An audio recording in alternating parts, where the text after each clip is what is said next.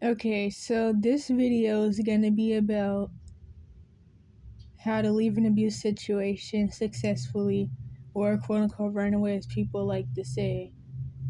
And I don't even know what I was about to say. So, the number one thing to always remember is don't leave without a plan. Not just a plan for while you're out, but a future plan. Okay, so number one, this should be a last option after nothing else works. So, what I have to say about this is that this shouldn't just be something that comes to your mind when one little bad thing happens, which I'm going to get into anyway. And this shouldn't be your first resort either. This should be something that you try after you've already tried all the quote unquote help systems, which already been realized a few years ago. Not even realize. It's not even that you have to realize it. You really just have to accept it. And it is the fact that there is no system actually put in place to help people under 18 or really anybody other than perpetrators, really. But overall, there's no system put in place to help anybody do jack. But once you're 18, you do actually have the rights to get into programs and stuff. But I mean, they do little things for you, but overall, there really is no real help. And I'm really about to get off somewhere else. But it's kind of like people don't realize that if you don't have a real parents and family, then it's kind of, I'm not going to say it's over for you, because of course it's not over for you.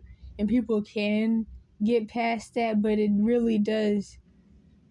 It's a really big disadvantage because, I mean, nobody else is going to help you or do what your relatives or parents are supposed to do for you. And that causes a lot of issues. But I don't want to get into that. So, then the other thing was that I already have plenty of videos on here because this is what the channel was originally made about.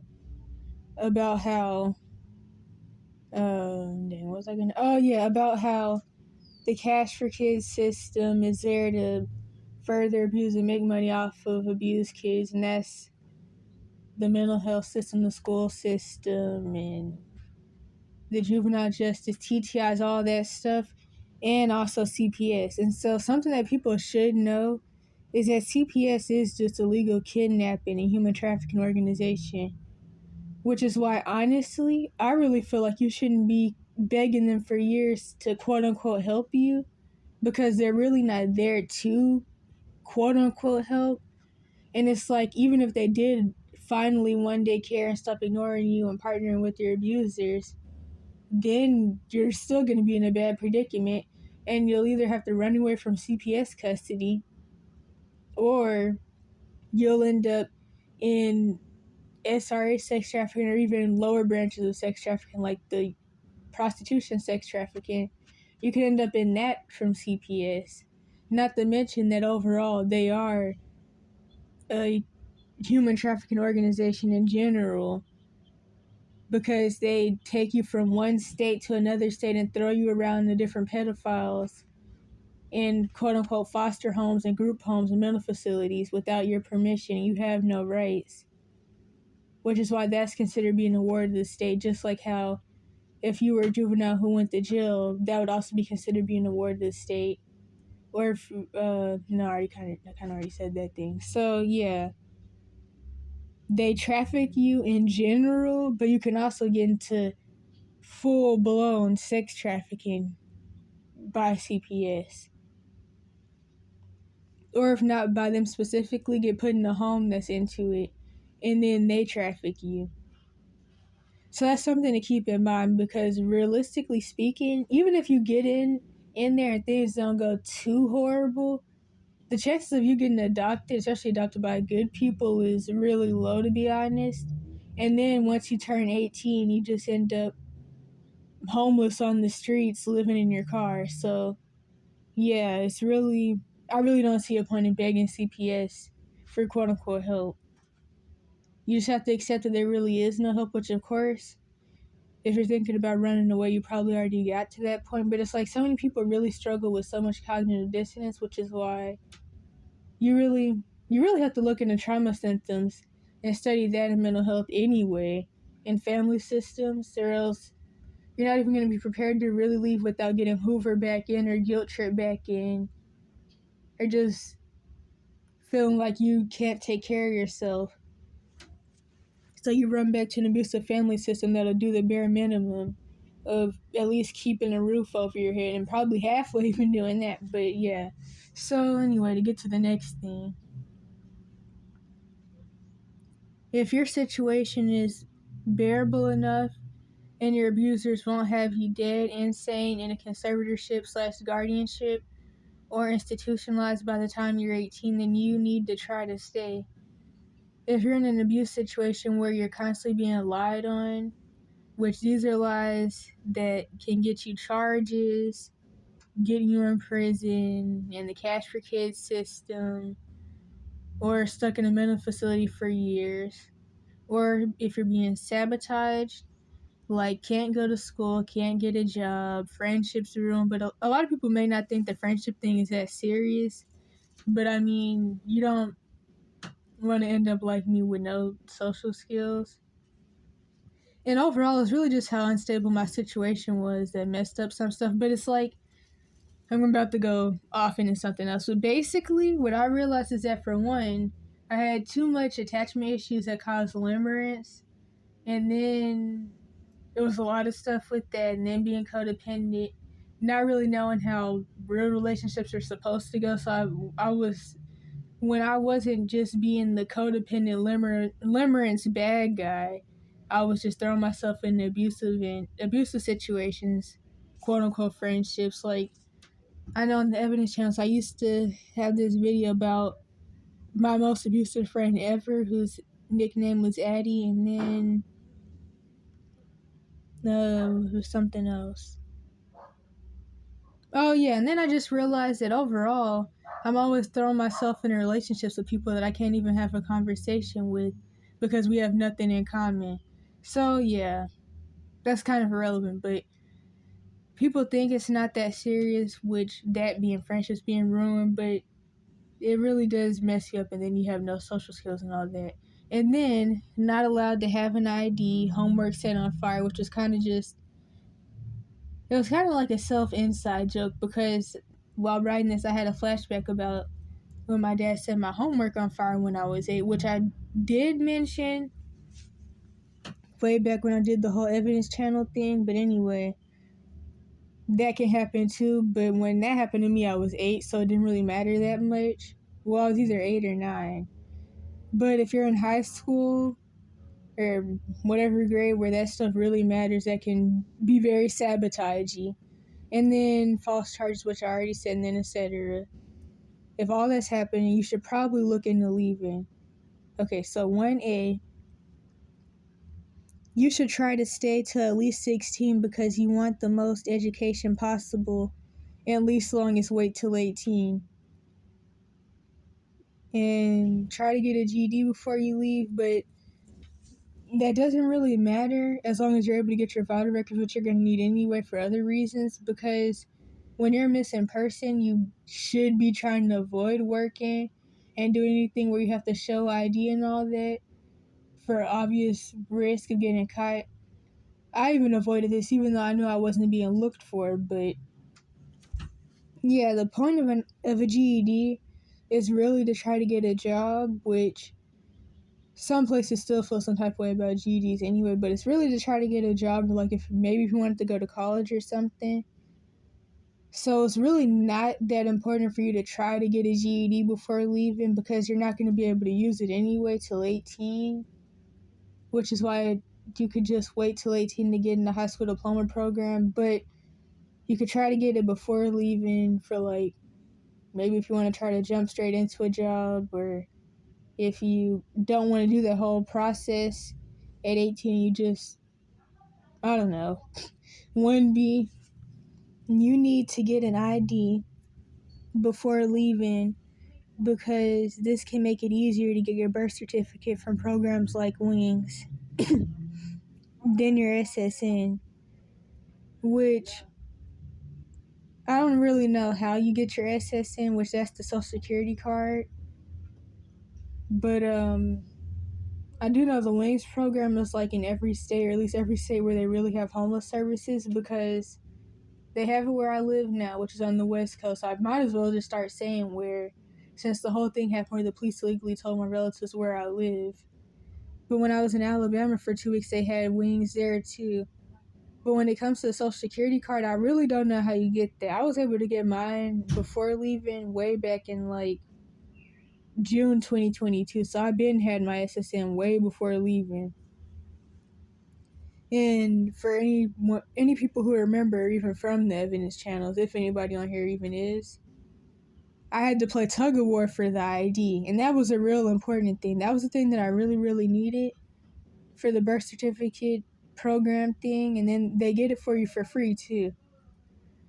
Okay, so the next thing, of course, if possible, bring an ID, which is kind of like the main thing you really need, your SSN card and a birth certificate with you.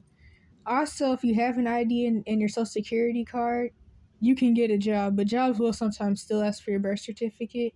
But for jobs, you really need 2 forms of identification. And I forgot to wait a minute, because now I'm getting excited. I forgot to say that this is U.S. edition.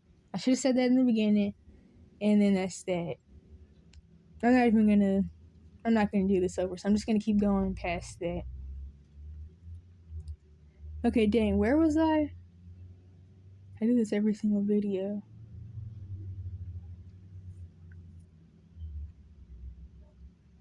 People who don't have the vital records and can't get them from relatives or whoever, even at 18 plus, will be stuck homeless. You can't work, get a house, etc. without them. In certain states, this can risk you getting deported. So basically, if you look like any type of person that could have possibly not been born in the U.S., and you're in a place like, I don't know, Texas, you could get deported. And of course, even if you do have your vital records and you're a missing person, you're not going to want to pull them out and show them to a police officer or whoever, because you don't want to get put back in your situation you're trying to get away from. Or worse, get locked up and then eventually put back in the situation. So you want to try to avoid places like that in general. And then 2, shelter. Before leaving, you should at least try to get a good thick sleeping bag, like one that's $89+, tarp or rain fly, and a yoga mat. And you want a 2-man tent, just in case you even have a place to put the tent. I got a $20 pole tent from Amazon, and that lasted, I had that for over a year. And then eventually the pole popped, because that's what happens after a while. Don't get a pop-up tent because they break too easily. They're too expensive, especially to break as easily as they do, because the poles are like made out of this easily breakable, flexible material, which is why it's called a pop-up tent. And what was the other thing? Oh yeah, they're really hard to get back in the bag too. And the carrying case for them is really, really big.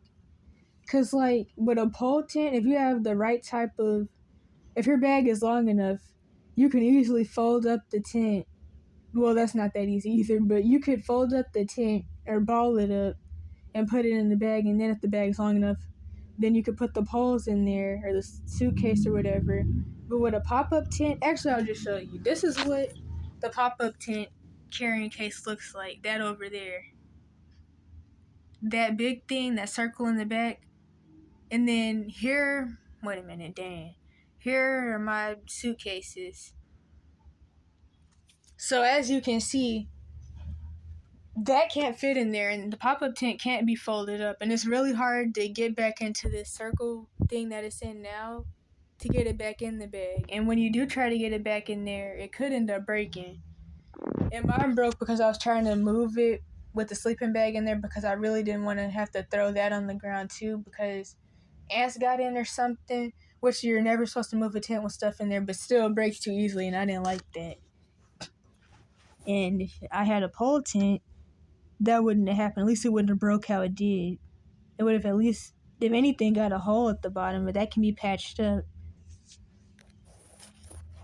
And, oh yeah, the 2-person tent thing, that's because of the fact that you want the tent to be one person bigger than however many are actually going to be in there, which I seen this video where the people got cursed out, but they were talking about how they really wish resource centers would understand that anything smaller than a 6-man tent is unlivable. Now, me personally, I don't even know where I put a 6-man tent, which is why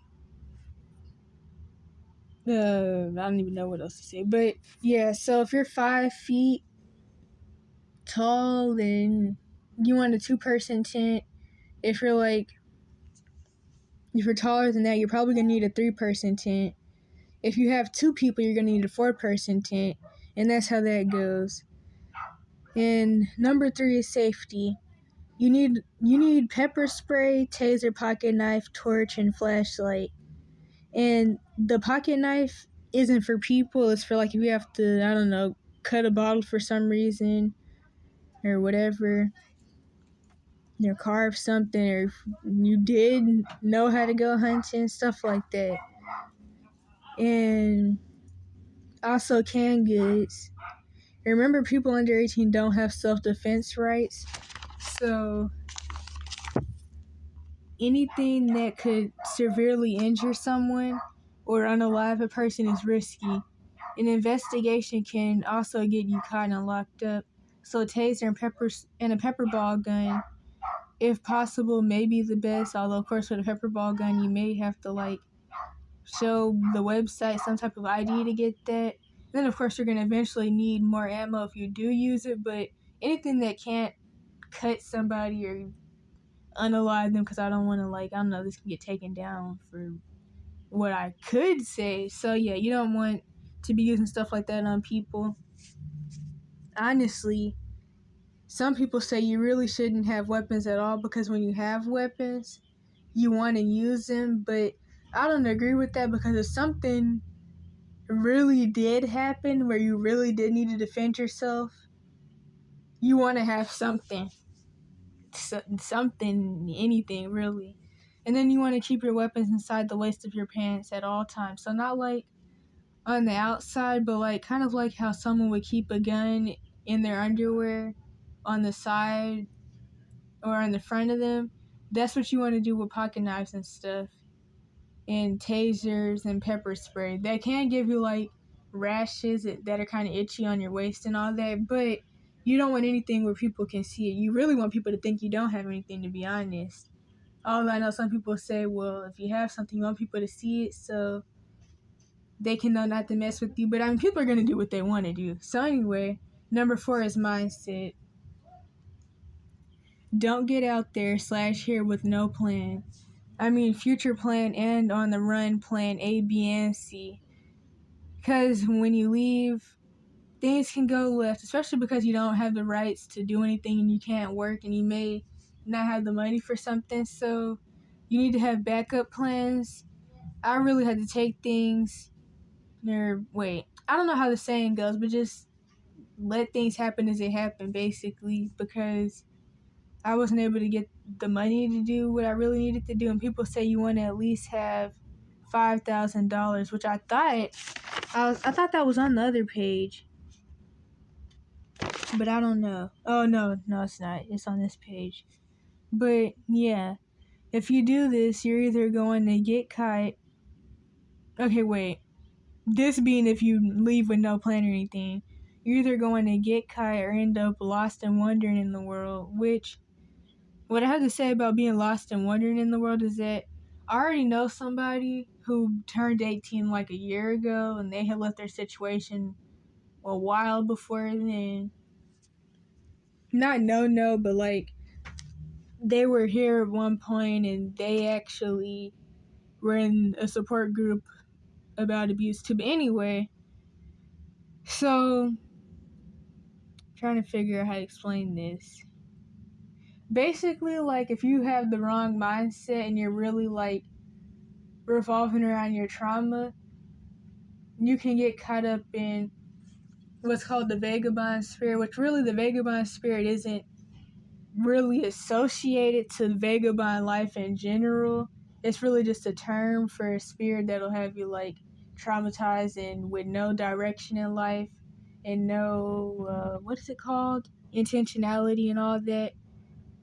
But for the people that I've seen who either former foster youth or left in an abuse situation who are living the vagabond life, they honestly have the vagabond spirit, which the vagabond spirit can even be associated with people like, I don't mean this to be rude, but kind of like, I don't know, my dad, who just never healed from their trauma, so now they're one of those men that really don't know how to take care of themselves and have never really had anything of their own.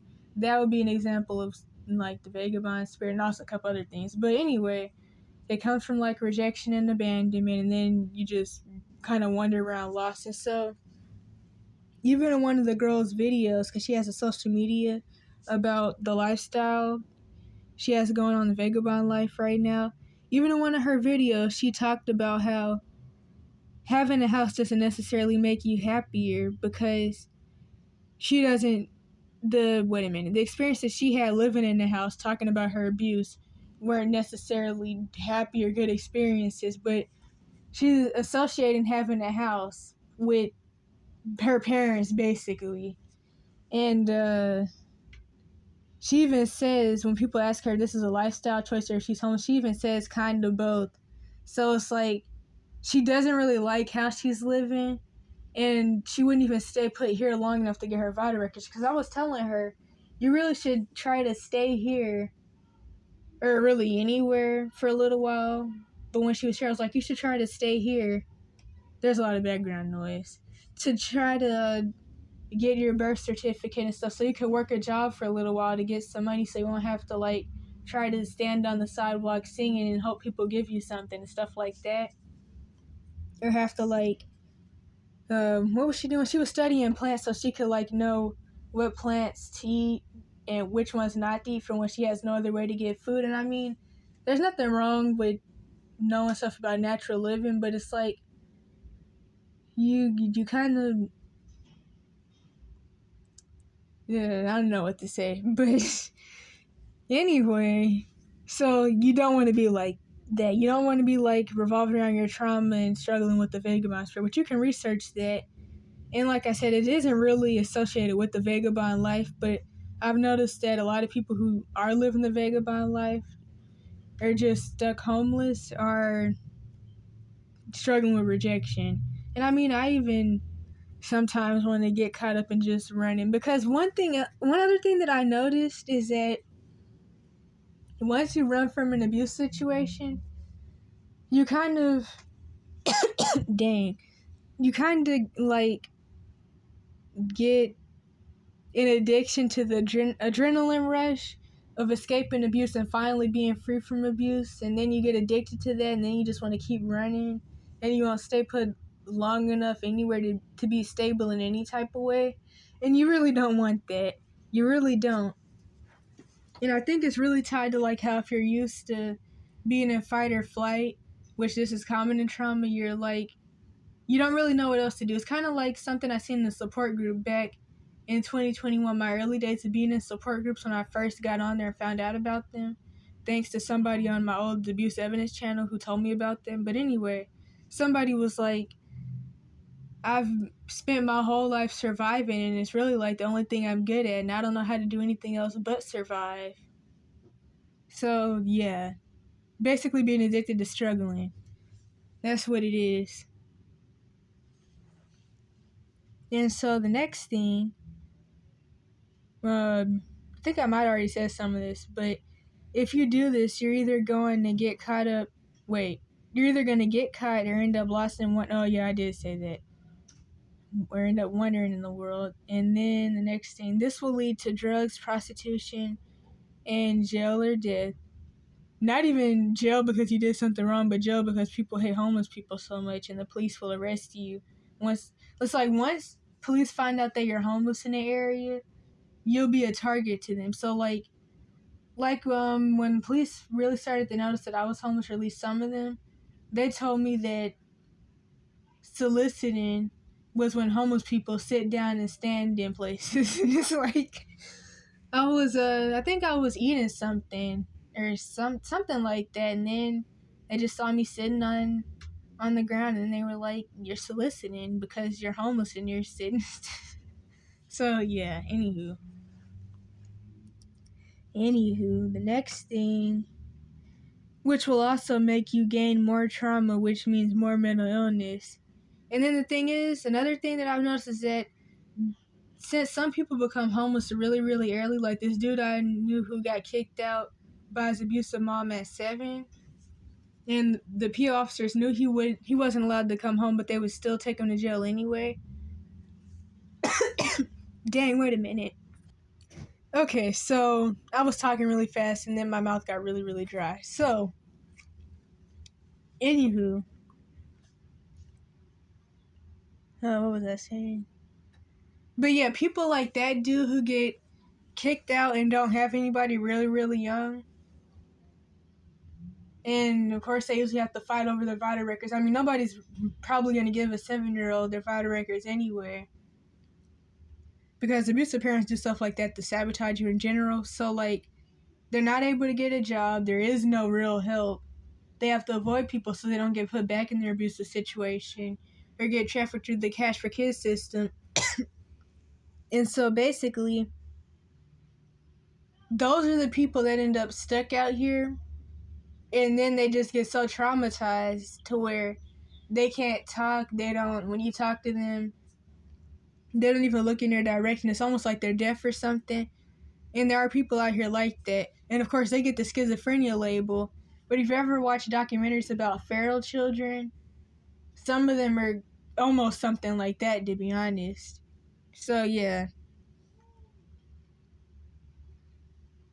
I don't really know what else to say about that. But, yeah, more trauma, which means more mental illness.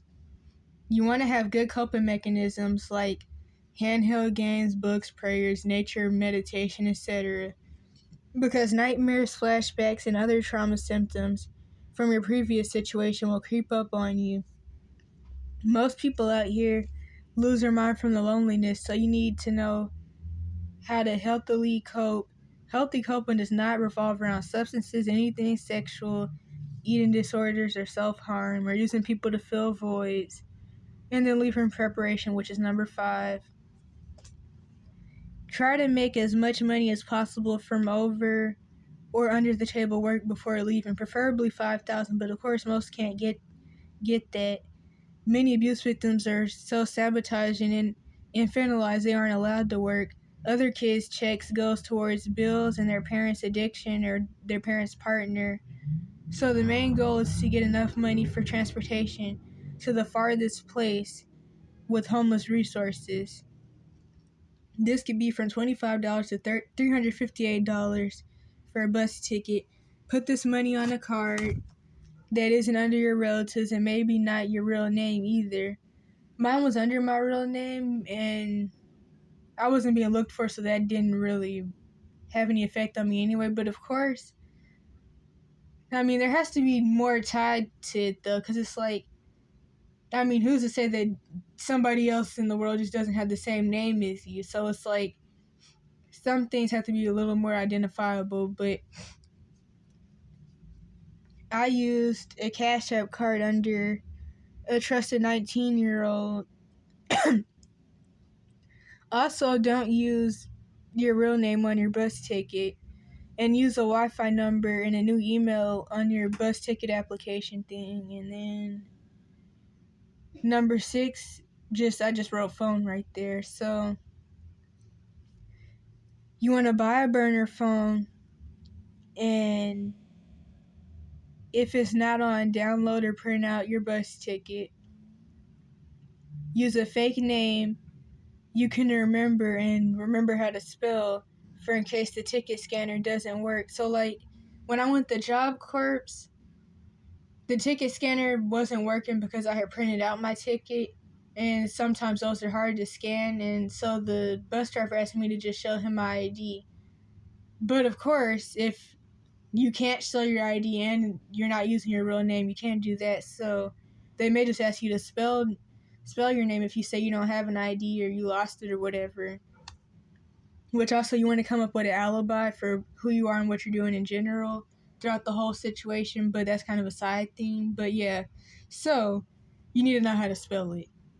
And you should really, well, I think I wrote that down somewhere on here, so I'm just going to not say that yet. But you need to get as far away as quick as possible before articles about you spread, or try to leave before articles about you are made in general, which the police didn't even want to make one for me, so it took my mom asking them over and over again, and they finally made some articles 3 weeks later, but those are under a name that was spelled wrong anyway, so yeah. Okay, wait a minute, I need to take some time to breathe. And the next thing is also burner phones are at Walmart and Target for $50+ and the cards are $30 to $75. So like a $50 card, that'll probably give you like unlimited data that'll actually last. $30, it'll stop working on like day 5, but you can still make calls. Also, your phones will break because of condensation and respiration while being homeless. That's something to keep in mind. The system CPU or whatever it's called will slowly start to not work, and then you'll barely be able to type and things like that. But anyway, you need a $30 to $50 card.